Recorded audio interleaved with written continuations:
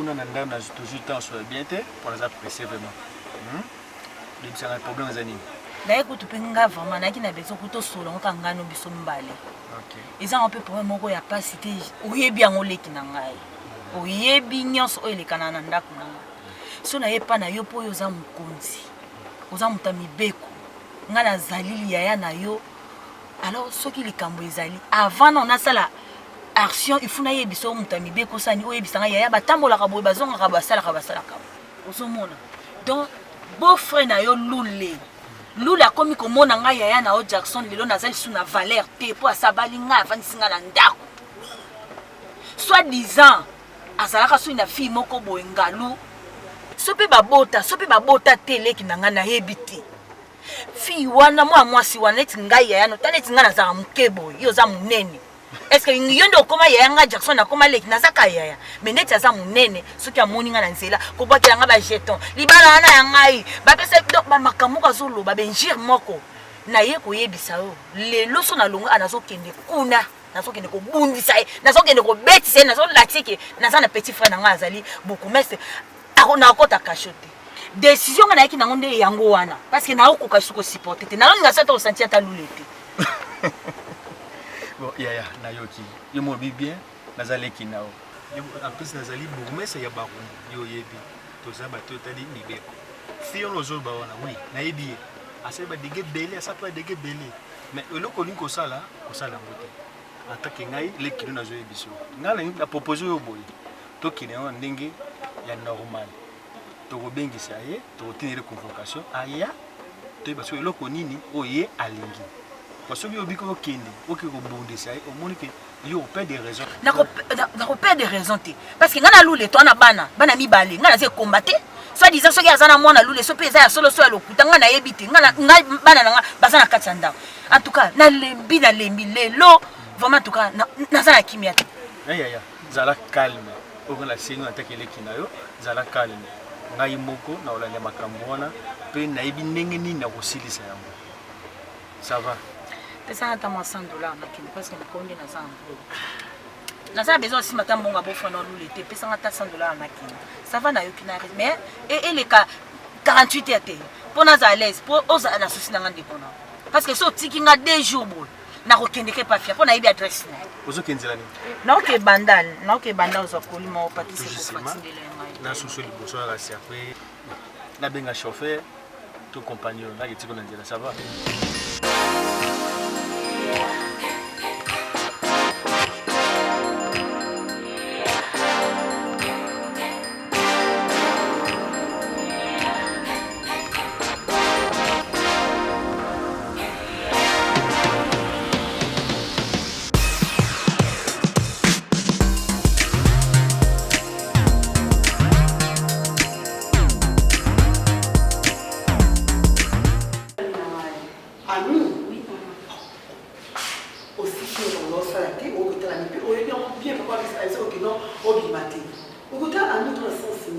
Tu vas même pas demander la permission à papa Nayo. Non. Mais moi, chez moi, la chambre la même si on dit la chambre, tant papa nous a tu étais là présente, il faut aussi une permission. Et c'était à où tu as mon salaire en retour, parti ça, et comme il a ce problème dans mon maman. Non, j'ai pas aimé. Explique-moi que ça va. Vas-y, ne traîne pas. Ça va?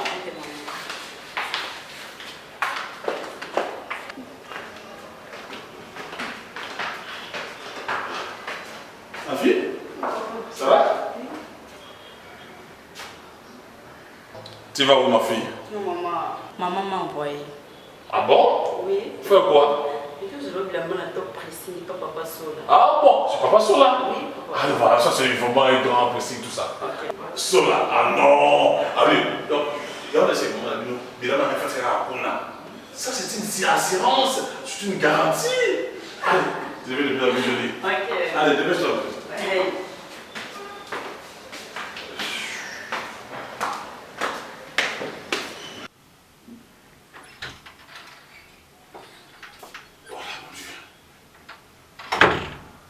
Bébé. Ah mon amour. Ça va? Ça va bien. Je suis très fatigué. Ah, j'ai facilement. Ah, c'est chaud, mon Dieu. Pas moi, mais j'y vais enlever, non? Faut pas être pressé. Tu peux pas valider, comment je suis fatigué, bébé.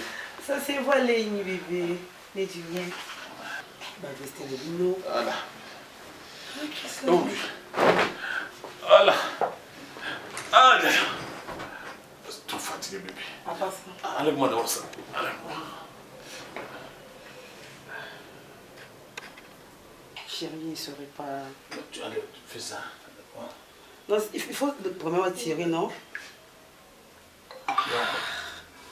Mais c'était facile. Non, c'est ça, c'est trop facile de faire ça.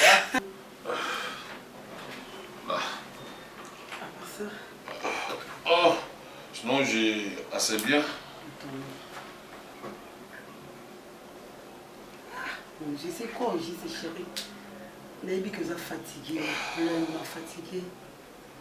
Ça va, ça va. Enlève ton nez. Ok, ça va. Ah, chérie, j'ai été suivie à la télé aujourd'hui, c'était catastrophe. Ah ben Oh, j'ai dit mon amour. Chérie, ah non, j'adore.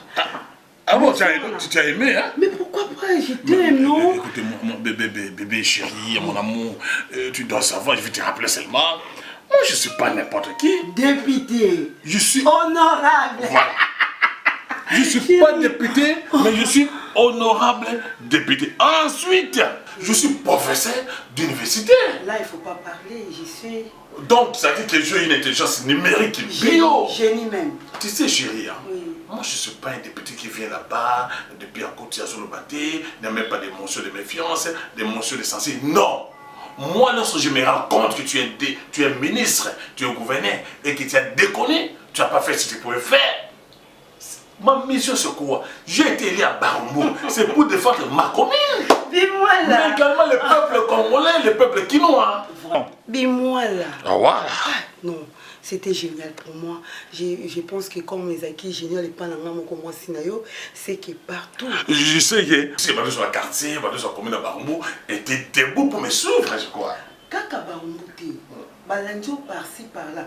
Grand frère Mayo propre Bingana qui non maman, non Hollande petit frère non c'était terrible.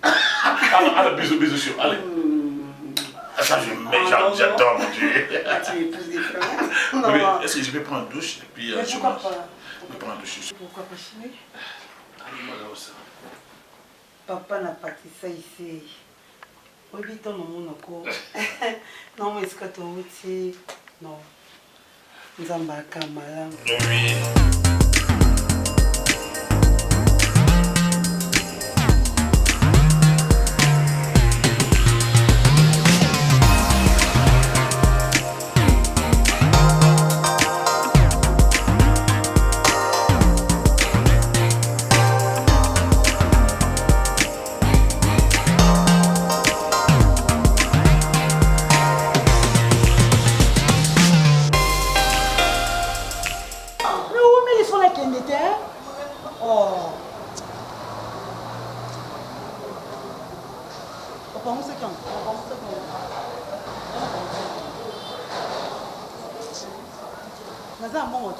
Papa lui c'est un bon. Non? Oh, Letty. Où est ma chérie? Non. Oh. Quoi? Non? Oh. Pas pression, mon dieu. Je vais mettre oh. Et Zani? Et Zani? On l'a été pris. bakoteli biso na ndako non donc mbula wana ebetaki kozonga na nga ndenge nazongaki kurekei Seigneur kozonga mpa nazongaki nabosani meme kokende portail kurekei talaka na molili wana na mbula donc nakoti kaka bongo na salonge na se eya je croyais que pourrait kokai koya nayoka bazobeta porte le temps wana comme on a ouvert la porte, donc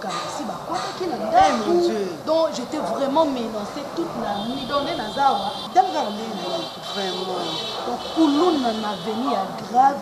Donc il y a un papa. Pas me compter pour renforcer les sécurité. Puis pas tellement de courant. Pour vous, la tête sur Laetitia. Yoka. On est pour le courant. Comment tu me samaki? Gouvernement a fatigué et ça la nyonso. okosa na boendeni mboka eza monene akena makambo nyonso tumbala moko te efimba te malemi azobongisa bagratuité yango deja boomona yango tondima te ndeni papa topeseka chance oza mpe camarade nanga pourquoi yo mpoza na sécurité seke nga mpe fona za sécurisé mais pourquoi pas yango wana nayaki mpe nayebisa okaka oyekoza mpe papa aluka ye mpoza na garde mwa monene wana aluka ye mpe mwa mibale abongo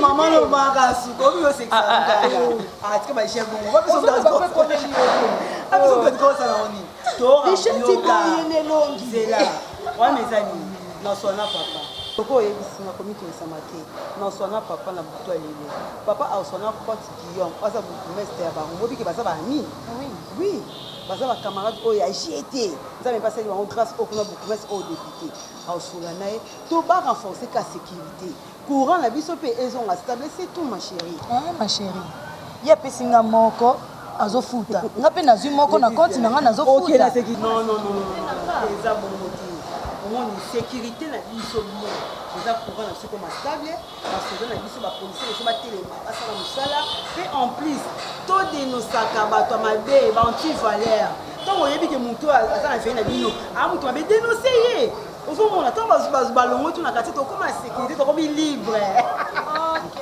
eza nango te ke soki naza na insécurité lokwa naza ami na yo nakokende pa député apesinga sécurité wana yakola député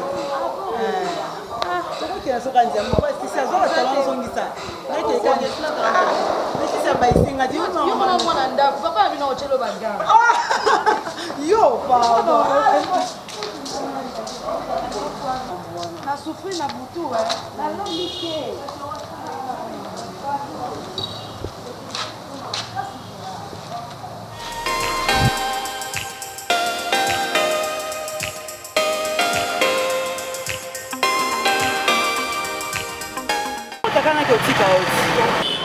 natemisa mutuka kuna otaka nde nayaki mbango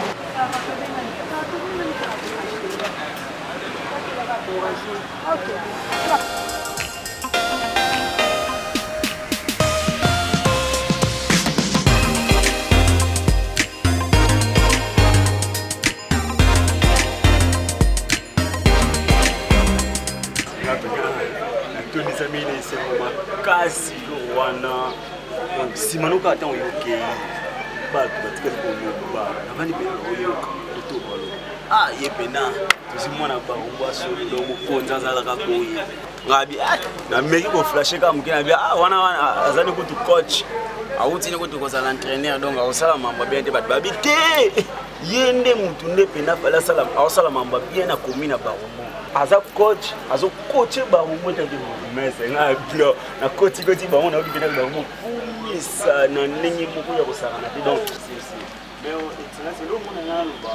donc naokumisa mpona yo mais bajeune artiste ya barumbu basangani mpo basala filme mo mpona mémoire na yo nayebi te so basali baya mpa na yo kosenga ntango so koboya naokimi na ndenge olobi nango bandeni soki bajeune ya barumbu susi na biso ya makasi nini bajeune batelema jeune batelema soki basali loka malamu soki baza ouvert ata moralement ata financement nango soutenir bango po papa ya soleti nga mo d'abord na jeune oti bango sikoyo ati naza coach naza kocoacheka okopala coache bajeune bazoya nsima na nga yo moli bien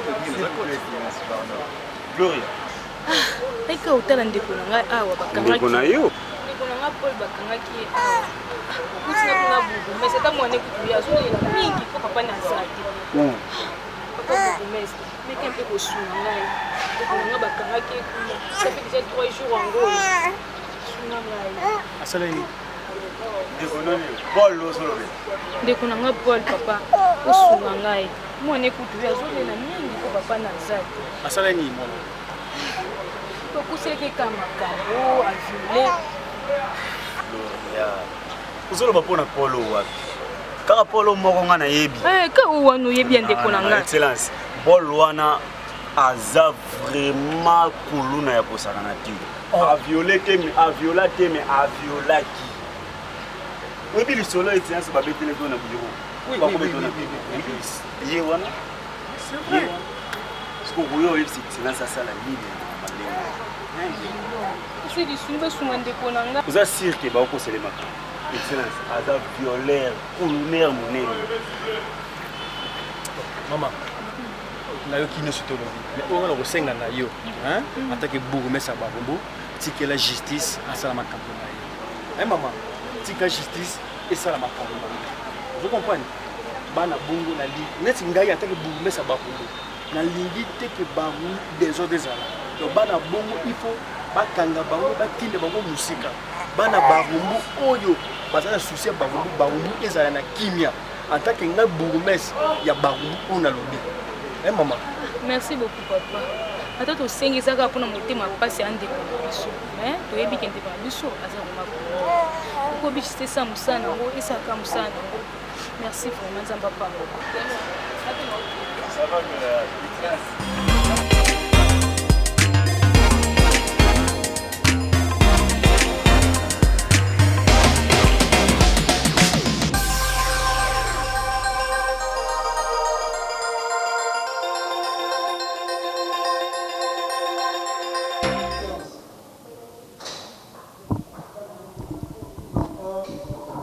Je suis venu voir l'honorable Bimois là. Je crois que oui, naza anda kuna makelele wana ndio bazo sala azo modifier ba biloko anda kuna ema kana zalele. Excellence, en fait j'étais chez la maman prophétesse Juer Deborah Mouane. Oui, donc elle avait beaucoup prié pour vous à l'Obi Kenzambe à visiter. Mais à qu'il faut Kende, dans la cité de Deno et Zana Kitambo. C'est bien. Merci beaucoup. Alors. Ça va.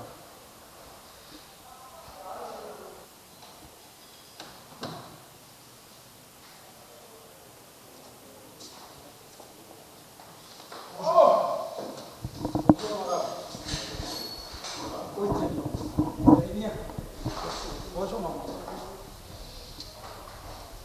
Allez. Merci.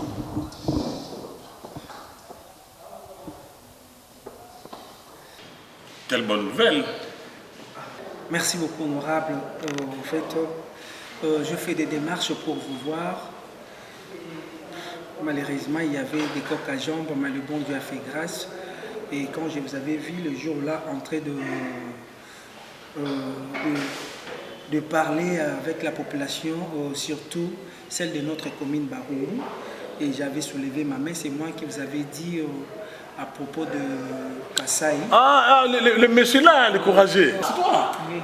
Oh non, je vais te mépris, hein. Oui, Ça va bien tout ça? Trop bien. Quand vous m'avez remis la carte et je vous ai appelé, vous m'avez dit de passer. Oui, j'avais vu votre appel là, vous vous êtes présenté, mais j'avais vu tout ça. Ok, c'est ça. Merci beaucoup, honorable.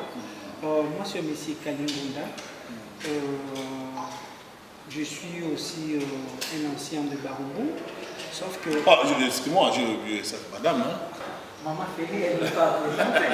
On dit quand on voit un grand monsieur, c'est-à-dire qu'il y a une grande dame derrière. Voilà. Donc, il y a Maman Félix, donc c'est une femme de fer. Elle a bâti campagne pour vous. Donc, ma place, il soit balai, ta place à venir, on s'est demandé, ça c'est quel genre de femme? Tout le monde. Non, elle a toujours été comme ça, elle a été courageuse, une femme battante, une femme courageuse. Elle m'a toujours dit, vous savez, ça fait autant d'années que je suis avec, hein. Depuis mon enfant, j'étais encore étudiant, je finis, je suis à l'université comme professeur. Et puis, elle m'a toujours dit. C'est pas ça notre sujet chéri. Moi aussi je te remercie en tout cas infiniment.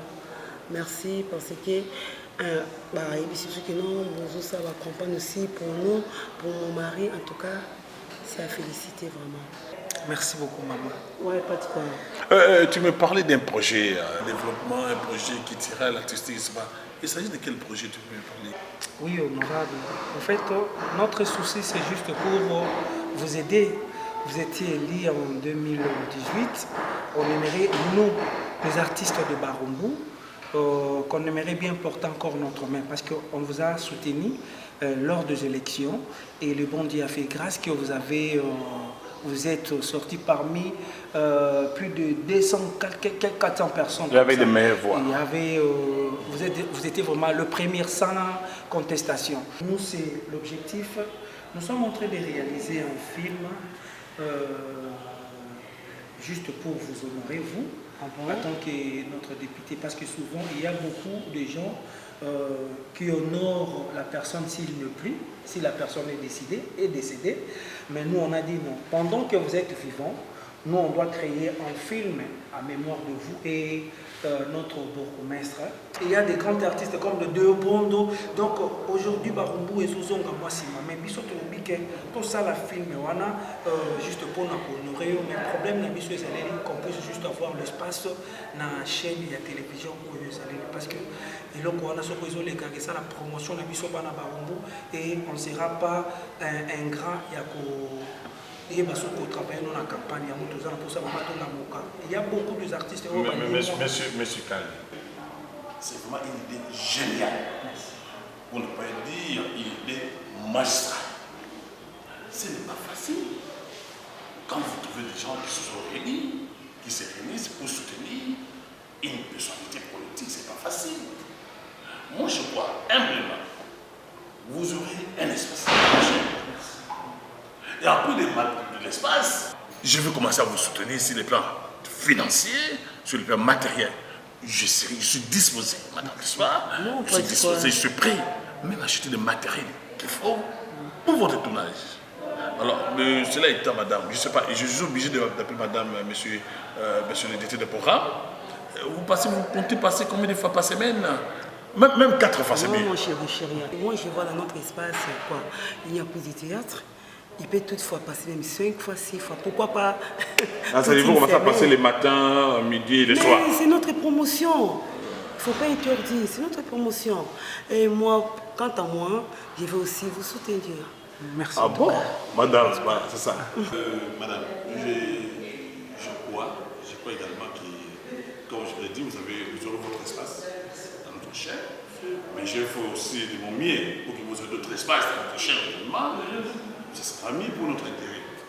Mais au-delà de là, je crois peut-être par semaine. Puis on a l'argent des centres de sauvetage, je vais vous soutenir. C'est pas trop grave. Quand il faut soutenir des cerveaux, ceux qui ont la bonne volonté de faire changer les choses. En fait, on n'a pas l'endroit pour répéter. Là, Au niveau de l'université, nous avons l'espace de la salle. Voilà. Voilà, on va commencer à répéter là-bas. Je vais donner 20 esprits et vous allez commencer à faire vos répétitions là-bas. Merci. Mais passer bien 100 $, 200 $, ça va suffire tout ça pour vous produire. Merci.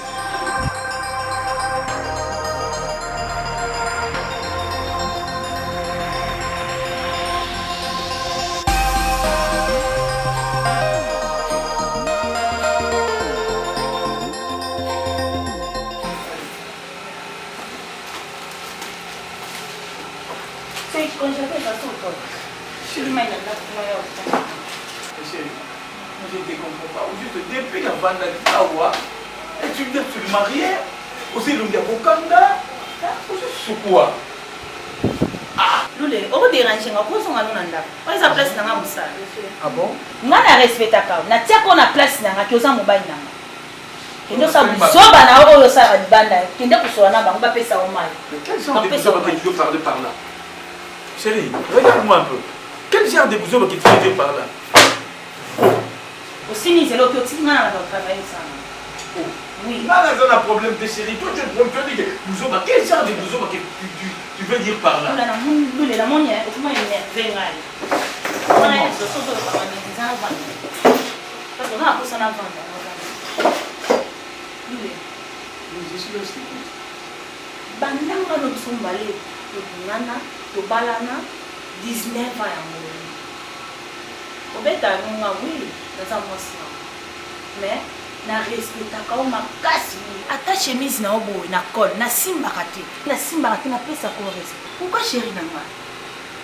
O comme na niveau oyo ba yebeli ke Lule mobali ya Mama Jackson na niveau ya balabala libanda Lule bazo finga yo bazo sambusa yo na soi-disant mutu moko kuta kokana ata na nga mwasi no ya ndako te lule otie nga wapi bakati yo bilamba omemi eso na chambre donc lule chéri na nga nga nabunda kosukola bilamba nabongisaka tentire na yo lule na ngai nakoki yango te ou bien ye ou bien ngai parce que fille wana azotianga mala lesa libala na nga nini lule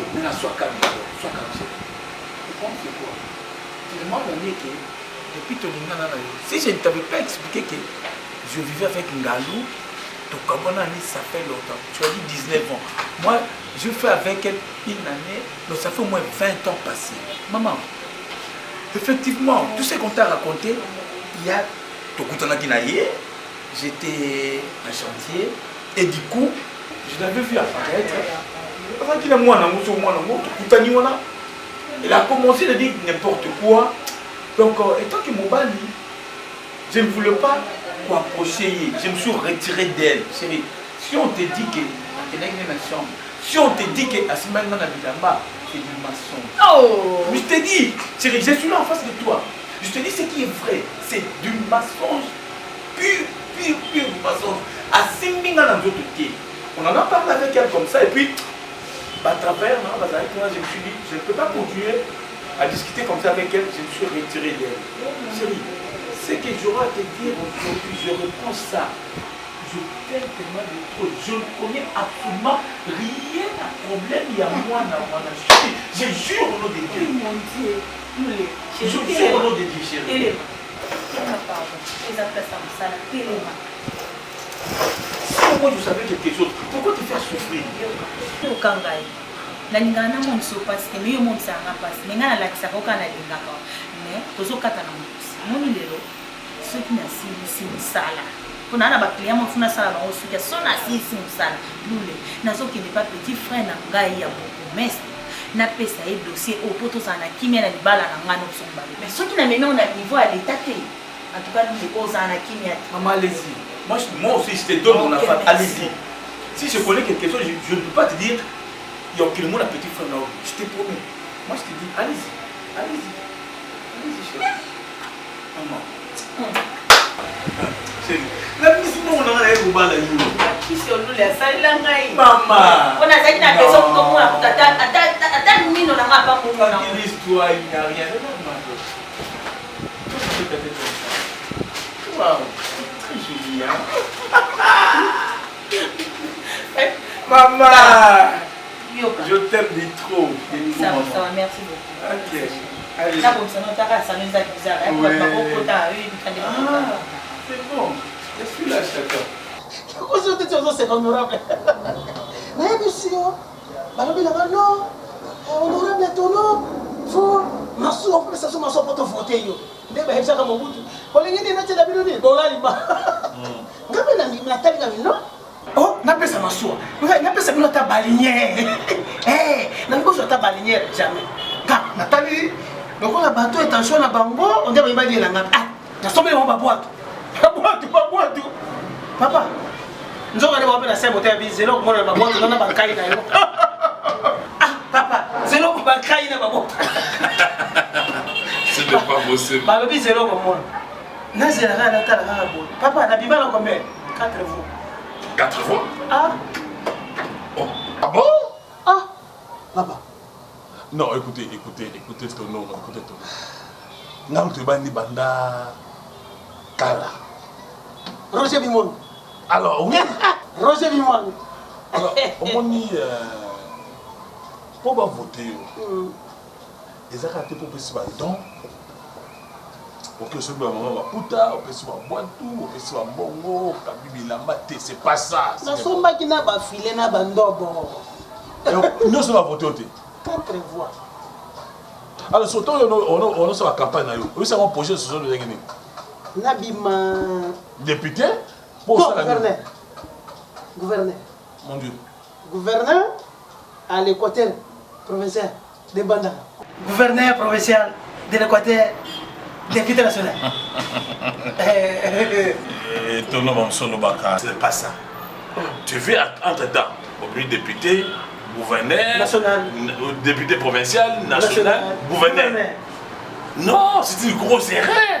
Oh. Population va voter députés provinciaux ou députés nationaux. Mais le gouverneur va voter députés provinciaux. Ah bon? Oui, mais on dit que voilà pourquoi on va souhaiter. Mais il y a des chances qu'on a sauvé ma souhaité, hein? Chance quand on va jouer à Babote. Quand on va voter Pamba. Et puis, il faut savoir que c'est quoi ton nom. Un député, on dit honorable député. Honorable député. Honorable, oui. Honorable député. National et provincial. On a provincial, on a national. Ça veut dire quoi? Un député, ce n'est pas n'importe qui, monsieur. On dit honorable. C'est quelqu'un, c'est une personne qui a une certaine honorabilité. À son honneur, à sa dignité, à sa valeur. Mais quel niveau de titre pour passer les gouverneurs et les nationaux et provinciaux? Alors voilà. Pour passer les gouverneurs et les députés nationaux. Et voilà. Comme je disais tantôt ici, qu'un député c'est honorable. Un gouverneur c'est de l'excellence. Un excellent, il doit être instruit. Il doit avoir un certain niveau de titre. Soit taper la loi pour devenir député national ou bien provincial, il faut avoir un diplôme. Si vous n'avez pas un diplôme, vous devez avoir une certaine expérience. Hein? Vous devez avoir une certaine expérience de 5 ans, de 10 ans, c'est-à-dire quelqu'un qui aurait œuvré dans une entreprise comme cadre, c'est pas qu'au bout de cas, on a dit péché, on a député. Non, il y a des MC,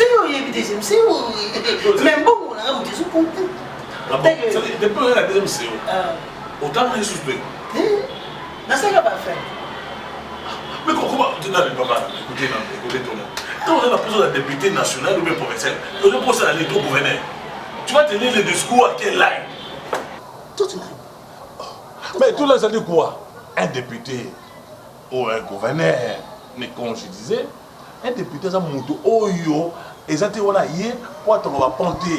Après ça doit rouler pas battuter. Après ça doit s'arrêter. Non.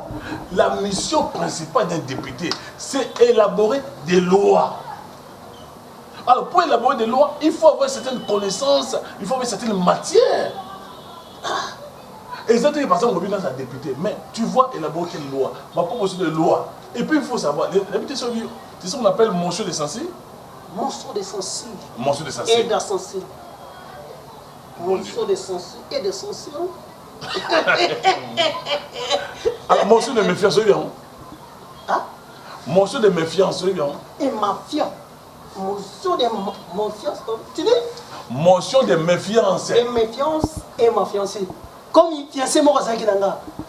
Fille wana na zua kimina. Nazo ba mention de méfiance là oh non. Et ça dit qu'ils ont quoi? Quand on est député provincial, une mention de censure de méfiance ça n'est ngana niveau. Ngana ba ngombo awa. Je t'ai lu ça pour la personne qui me monter. J'avais un projet de société, j'avais un discours convaincant et qui persuade les gens. Ne pas toi personne en confiance na bango. Loko le besoin ningi wana. Et puis ba élection, il y a députation nationale comme provinciale. Il y a gouverner et c'est les kaki. Alors, cela étant dit, tout le monde il faut élection au sein de 2023. Non, mais il faut prendre patience. Après 2 semaines d'élection. Non, c'est les kaki. On a ça, la pause, il fallait même même. Mais, chance le coup, yobi moi, ça me non, moi je conseille un peu ça. On a encore 4 ans. On compte attention sur le formation, ok, le PP, ok, la formation, oh, mais c'est mon niveau, il y a ici sur la yo.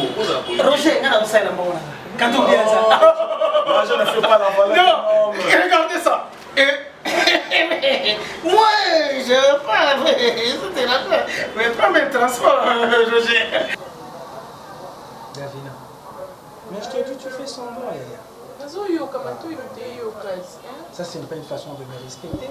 Comment ça te respecter? Non, écoute un peu. Tu sais, chaque fois quand moi j'avais des problèmes, et quand toi tu avais des problèmes, tu venais chez moi, il y a Kali, il y a un problème, toujours ça, problèmes. et tu... Moi j'ai toujours des problèmes. Ma problème est aux Alana. Ma problème est aux Alana. Davina, tu es venu chez moi. Yakali, babengani ngambongo pour la syllabis. Yakali, babengani ngambongo pour la minerval. Yakali, nazani bon à transport. Et moi, je vendais des cacao, je vendais des cigarettes, je fais des cabines téléphoniques juste pour t'aider. Et aujourd'hui, c'est ce que tu permets de me le dire. Moi, je viens avec l'initiative, ce qui pourra te permettre, l'obinayo salamoto. Tu as quand même des ambitions politiques, hein, ma soeur. Bana barumbu bazu initiative basangani basala ba film ba théâtre basala po eluka et promouvoir barumbu. Et maintenant quand tu fais semblant nazoya ezapona kusekinga. T'es na seki message. Merci. Ce que bana barumbu hein? Badi basa projet, bon projet et pas nanga projet bakenda rokiata na oluki bourgmestre, oluki député. Député il y a commune à Barumboisa, parce qu'on a une ambition politique, je sais. Maintenant, tu es campagne de bandits. Bon, campagne 5 ans avant qu'il y ait ça là, pourquoi? D'abord, na pas non, na oumeli na dalina no apokita, atama ya oumeli na vérité, ata suis capable. Mais quand toi tu venais chez moi, quand tu na cuisine, cuisine, on a évité. Dans le salon belé. Ouais, labyrinthe. Ils appellent labyrinthe. Ouais, ou bien labyrinthe quoi. Labyrinthe, hein? Donc ils ont labyrinthe, c'est en gros, nous on n'a pas le droit de prendre même un J, même de l'eau. Non, ça c'est pas un problème. C'est que depuis Kala, oui, au moins il va vivre le quoi Mindele. Au Bosani Bapondu, au Bosani Bandaka, au Bandaka Kolia. Au Sokola Namboula. Oh, mais mon bal est noyé bioté, moi je te connais David. Mon bal est bien américain, donc hier à Kotaka Nakata, dans la même les jours à Koyeba, les jours où on a comprendre où on est. Ça va comme tu refuses d'avoir notre projet, en fait nous on va le faire pour Sanganaka Baptiste Baboumou to Sangana. Un jour et en ce moment parce que tu as déjà le roi Batumio surtout balamu qui to ça qui appelle pas Batumio surtout. To quand le roi bino vous avez médecin, vous aurez moins bongo, bon aider ba problème exactement. Et ça va quand même moi on a les besoins quand tout bien. Problème exactement on a moi pas les besoins bien là raison c'est mai. Donc on a ce passé écoute ça 85 000 maintenant on a bondi on a déjà 7 000. De ma projet quand même oh ils en ont l'essentiel oh ils en ont non franchement on a bon mais on a mon accord la concert on a concert pour les autres makina na nini ozopamba ozope ça basala on est makamususu on est makamu na mbongo te ndi na sape mobimba na ngaka $5 toki to changer na peso te 2000 et on va quitter quand compléter comme ça moi etika na peso va travailler va faire transport ça na mbongo te comité. J'ai quand même volonté au PSA. Il y a seulement bon là. Bon, est-ce que vous m'avez pour ça au papa Davina est très dangereuse. Collègue Céline, on a une manda chanta hima. Quand Davina moins. Il faut savoir que ce que c'est fait mon makambo. Pourquoi manda lindi makasi Davina na lindi makasi. Omoni ngati na mona kio tina mona merci tina mona kio na Davina na kamwa bon oui nazaki ya kamwa na tel kamba kitoko lokwa yo oke vomitike pa Davina vraiment ilekele ya ngai ninga mbaye na liboso ninga yebisa nga mbaye na liboso ninga yebisa ninga mbaye na liboso ebi mbaye tenga mbaye na liboso mama na basaki ana mibali yo mbanda kote omona ete ngala kamwaki ti ntango nayeke pa na ye natangeli komba mobali ne John nani John ngala yebi John azawa ana bamibali nayebi kutu baplace timbele ana bamibali baza mbongo netinga yo leki mo te nazokama c'est vrai papa na ngai okosa mobali kitoko bongi na biso c'est vrai c'est Davina azana mobulu azana mibaya nini siri na ete utilité nazomona te awa kokapa liboko bien nakotisa nasimba boye wana nazomona loo te nazomona loo te uye bolengisi ngai uzamela olengisi ngai etikoloba ozosala okatraite voile ikatangaka sikosala nde na okufa unoka soki mwana ngai badavina mikolo na mibala boye kana bandokisa ejo batakisanga ya jete batotokisanga ya jete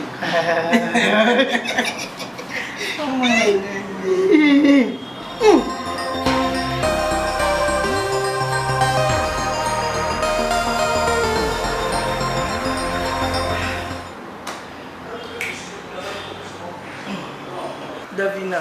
Mimi. Nayoki makambo. Hein? Entre nous soit dit. Oh, makambo si la raté. Makambo za makambo kala. Oh ba santé yo jeune fille ba santé. Excuse azali que biso mais nya vraiment makambo penza na tika okala quoi. Na bonité. Monde neza nga monde naza beaucoup naza alerté. Monde na ye awa Davina na ye kapo ebenga solo na mobali na ye apenga mbongo akende tokende ka tokanga kaka bato wana mobali asente wana akomi na koménage petite sœur ata yo Yaya, ukaeleleki ndio wadoni mana mobali wana kuzuka kitoko metala yo jeune fille mobimba ma fille aussi à âge on a kutana na ba fille suspendée ana ba 17 ans 18 ans mais yo na parti chine est-ce que posa mayele faut ça va mokolo to faut comme kana âge na biso oh mais attends ouais moni o ekomeli yo ezali ya trop temps pour ça là peut-être le côté pour attendre quand c'est mobile on sait mi pesa la kaka ngana ko kité na mémoire ba kilongolo c'est mi je peux pas non on soit risque on a tête oh si mais comment on a pas makambe bele na kati o kaka bokibwe o akufa ki oni donc je peux pas Davina yo te toi tu me donnes seulement l'argent ngana keye na kyoka kisa mobala et lui ni so banel l'argent pour comme mon côté aka pour ben na masami na mbongo mais je pas pour comme mon côté o ko yebisa ngate l'argent pour na ba bêtise oh you say les bêtises oh mais que on ben na ba ko kita ki ba bêtise à gauche pas na ni ratenga na ba na malamu ma chérie pas na ma beauté je te laisse pas des bêtises non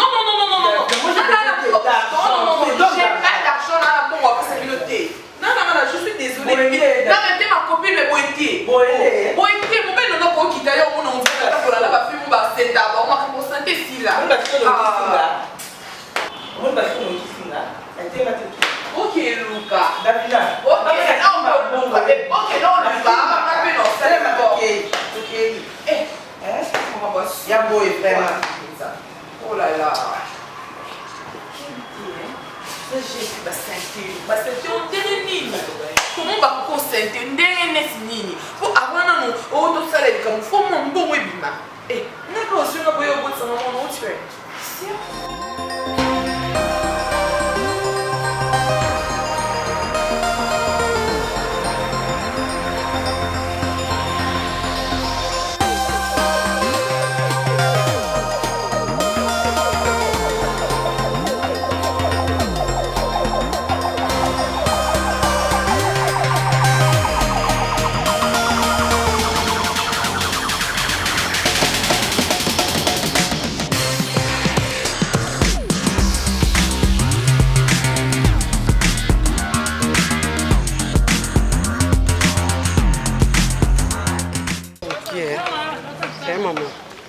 Sani bazerish pardon.